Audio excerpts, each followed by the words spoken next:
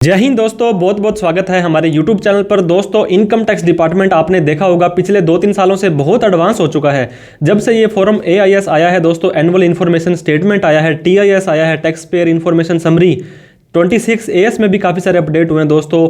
हम टेक्नोलॉजी का इस्तेमाल कर रहे हैं तो इनकम टैक्स डिपार्टमेंट भी बिल्कुल पीछे नहीं है, ये भी हमसे 4 कदम आगे ही चल रहा है। तो दोस्तों, अभी रिसेंट के अंदर 1-2 दिन पहले ही काफ़ी सारी एसएससीज को एक ईमेल और एक text message income tax department के द्वारा भेजा गया है। तो बहुत सारे लोग पैनिक हो गए हैं कि हमें क्या करना है। दोस्तों, अब वो जमाना नहीं रहा है कि आप कितने भी ट्रांजैक्शंस कर लेंगे और इनकम टैक्स डिपार्टमेंट को पता ही नहीं चलेगा। पैन कार्ड एक ऐसा इंपॉर्टेंट डॉक्यूमेंट है जो आपकी सारे के सारे, वो बोलते हैं, कच्चा चिट्ठा खोल देता है दोस्तों। तो आप कहीं पर भी ट्रांजैक्शन करते हैं और अपना पैन कार्ड देते हैं तो वो पैन कार्ड, जहां पे आपने पैन कार्ड दिया है दोस्तों, वो रिपोर्टिंग अथॉरिटी होती है, उन्हें इनकम टैक्स डिपार्टमेंट को रिपोर्ट करना पड़ता है। फॉर एग्जांपल, अगर आपकी कोई सैलरी की इनकम आ रही है, शेयर मार्केट की इनकम, और भी रिपोर्टेबल ट्रांजैक्शन होते हैं जैसे cash deposit, cash withdrawal, FD वगैरह। तो मैं आपको सबसे पहले आपका ध्यान आकर्षित करना चाहूंगा, ऐसा कोई भी व्यक्ति जिसके पास में पैन कार्ड है, चाहे उसने इनकम टैक्स की रिटर्न भरी है या नहीं भरी है, चाहे उसने इनकम टैक्स के पोर्टल पर रजिस्ट्रेशन भी नहीं किया है, फिर भी उन लोगों को मेल या मैसेज आ रहे हैं, तो वो कौन से नंबर पर आ रहे हैं, कौन सी ईमेल पर आ रहे हैं? वो नंबर जब इन्होंने पैन कार्ड बनाते समय दिया था, या उनके आधार कार्ड में लिंक था, या उन्होंने मेल आईडी कई बार खुद की होती है, कई बार किसी जिससे आप अप्लाई करवाते हैं ऑनलाइन पर्सन से, वो भी अपनी ईमेल आईडी डाल देते हैं। तो जो ईमेल आया है दोस्तों, वो आया ई कैंपेन के नाम से आया है, फिर लिखा है नॉन फाइलर असेसमेंट ईयर 23-24, आपके पैन कार्ड के कुछ डिजिट लिखे हैं दोस्तों उसके अंदर, फिर आपका नाम लिखा है, फिर उन्होंने कुछ DIN नंबर भी लिखा है दोस्तों, जो डॉक्यूमेंट आइडेंटिफिकेशन नंबर होता है, ये इसके बिना नोटिस आपका वैलिड नहीं होता है। ये इसे नोटिस भी मान सकते हैं या प्री नोटिस भी मान सकते हैं। ये नोटिस आने से पहले ही आपको चेतावनी दे दी गई है कि आप अपनी इनकम टैक्स की रिटर्न भर दीजिए, नहीं भरी है तो, क्योंकि आप बड़े बड़े ट्रांजैक्शन कर रहे हैं। और बाकायदा अगर आप मेल के अंदर देखेंगे तो उस ट्रांजैक्शन की डिटेल भी आ रही है। जैसे मैं आपको ये दिखा पा रहा हूँ, बिजनेस की रिसीट आई है 1.5 लाख रुपए के अप्रोक्सीमेटली, 58 लाख रुपए का कैश डिपॉजिट किया है, कैश विड्रॉल किया है। तो इनकम टैक्स डिपार्टमेंट दोस्तों ये बोलता है आपने इतने सारे ट्रांजैक्शन किए हैं। और टेक्स्ट मैसेज की बात करूं दोस्तों, तो यहां पर भी अटेंशन लिख करके आपके जो नेम है दोस्तों, आपका फर्स्ट नेम लिखा है, फिर आपके पैन कार्ड के कुछ डिजिट वहां पे लिखे हैं, फिर लिखा है as per information available in your case on compliance portal of income tax department.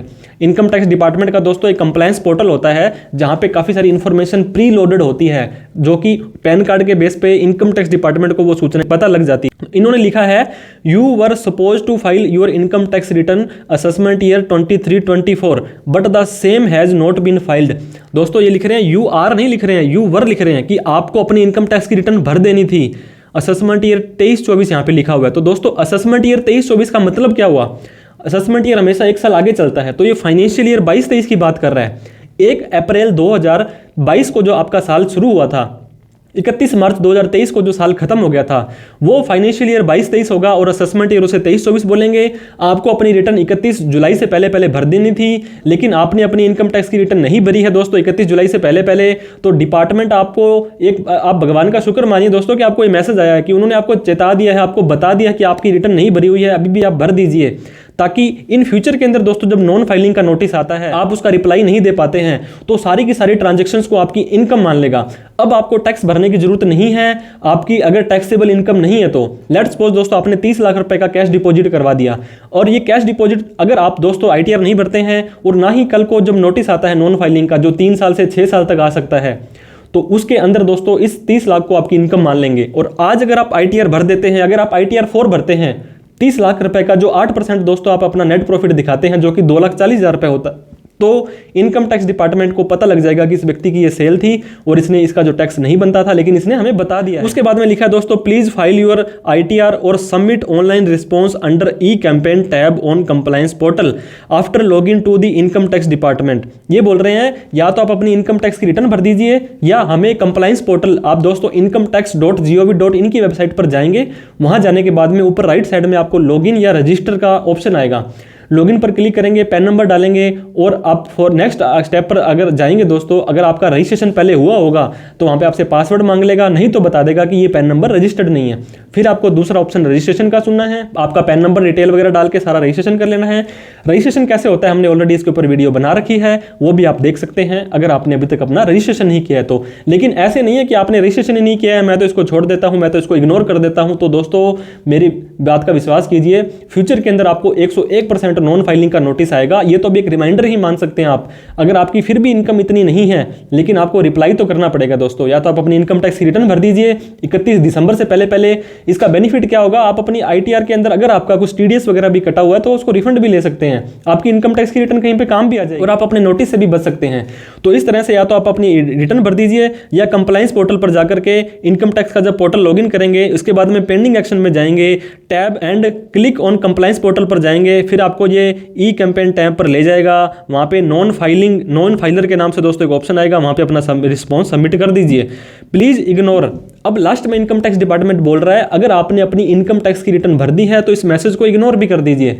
दोस्तों ये मैसेज इग्नोर करने वाला नहीं है क्योंकि ये सभी को नहीं आया है, ये उन्हीं व्यक्तियों को आया है जिन्होंने अपनी इनकम टैक्स की रिटर्न नहीं भरी है और बड़े बड़े लेन देन किए हैं। फॉर एग्जाम्पल अगर आपने क्रेडिट कार्ड का बिल भर दिया, 10 लाख से ऊपर आपको पता होगा क्रेडिट कार्ड का बिल भरते हैं तो ये सूचना चली जाती है। अब आपने 15 लाख क्रेडिट कार्ड का बिल भर दिया और ना तो आपने ITR भरी ना आपने कंप्लायंस पोर्टल पर इसका रिप्लाई किया या सबमिट किया आपका रिस्पॉन्स, तो क्या होगा, इनकम टैक्स डिपार्टमेंट आपको ये जो साल है दोस्तों आपका 22-23 फाइनेंशियल ईयर का असेसमेंट ईयर होगा 23-24 और इसके 3 साल तक मतलब 31 मार्च 2027 तक आपको ये नोटिस आ सकता है और आपसे पूछेंगे कि उस टाइम आप फिर क्या जवाब देंगे। अगर आप अभी रिप्लाई देंगे या रिटर्न भरेंगे तो इन फ्यूचर के अंदर आपको नॉन फाइलिंग का नोटिस नहीं आएगा, इनकम टैक्स डिपार्टमेंट आपको परेशान नहीं करेगा। तो इस मेल या मैसेज का ये मतलब है आपने बड़े बड़े ट्रांजेक्शन्स किए हैं, इनकम टैक्स पोर्टल पर लॉगिन कीजिए, लॉगिन नहीं हो रहा है तो पहले रजिस्टर्ड कीजिए, फिर आपका फॉर्म AIS और TIS है दोस्तों वो देखिए, उसके अंदर कोई ट्रांजेक्शन बोल रहे हैं तो उसके अकॉर्डिंग आप अपना जो है ITR फाइल करें। ITR की रिस्पॉन्सिबिलिटी नहीं है तो आप अपना रिस्पॉन्स दीजिए, किसी टैक्स प्रोफेशनल की चार्टर्ड अकाउंटेंट की जरूर हेल्प लीजिए दोस्तों अगर आपको लगता है, क्योंकि कई बार हमें कानून का ज्ञान नहीं होता है और हम गलत इन्फॉर्मेशन भर देते हैं तो उसका खामियाजा हमें आने वाले 6 सालों तक भी भुगतना पड़ सकता है। तो इस तरह से इस मैसेज का रिप्लाई जरूर करें, इसे इग्नोर ना करें। इनकम टैक्स डिपार्टमेंट से जो भी आने वाले नोटिस है उनसे आप बच सकते हैं। वीडियो अच्छी लगी हो तो हमें लाइक जरूर करें दोस्तों इस वीडियो को, और इस वीडियो को उन सभी लोगों में शेयर करें जिन्हें इस तरह का मैसेज आया है या जो बड़े बड़े ट्रांजेक्शन दोस्तों करते हैं। फॉर एग्जाम्पल आपको यही मैसेज 31 दिसंबर के बाद आता तो आप अपनी ITR बिना पेनल्टी के नहीं भर सकते थे, जितना भी टैक्स भरना होगा उसका 25% या 50% टैक्स और भरना पड़ेगा दोस्तों, और ना ही आपका कटा हुआ TDS आप रिफंड ले पाएंगे। तो ये तो आपके लिए प्लस पॉइंट है, अगर आपकी रिटर्न ITR एप्लीकेबल होती है तो भर दीजिए और आप नोटिस से बच सकते हैं। लाइक शेयर सब्सक्राइब आपको जरूर करना है, अभी तक हमें सब्सक्राइब नहीं किया है तो, क्योंकि इस तरह की इन्फॉर्मेटिव वीडियो हम आपके लिए लाते रहते हैं। वीडियो को धैर्यपूर्वक देखने के लिए आपका धन्यवाद। Thank you so much. जय हिंद, जय भारत।